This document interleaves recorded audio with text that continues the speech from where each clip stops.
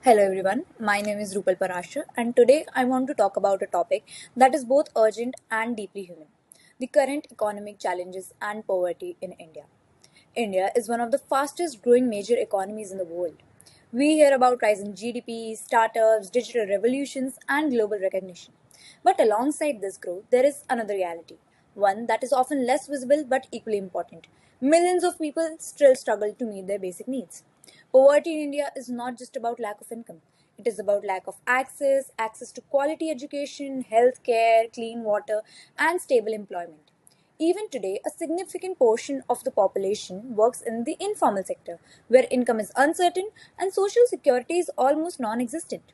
The recent economic challenges have made this situation more complex. Inflation has increased the cost of essential goods like fuels and food. For middle and lower income families, this means difficult choices, choosing between nutrition and education or health and daily survival. Unemployment, especially among youth, is another pressing concern. India has a young population, which should be its greatest strength, but without sufficient job opportunities, this demographic advantage risks turning into a crisis.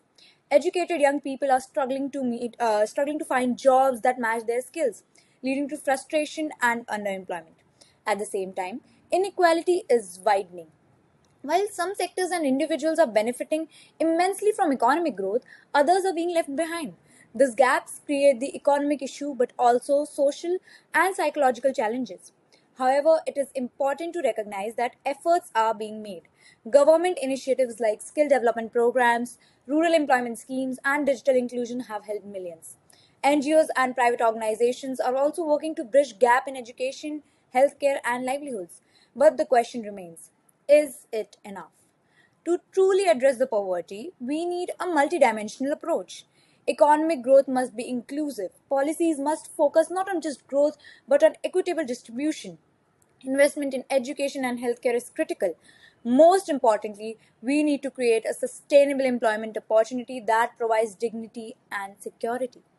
As individuals, we also have a role to play, whether it is through awareness, responsible consumption, or contributing to social initiatives. Small actions has collectively created a larger impact.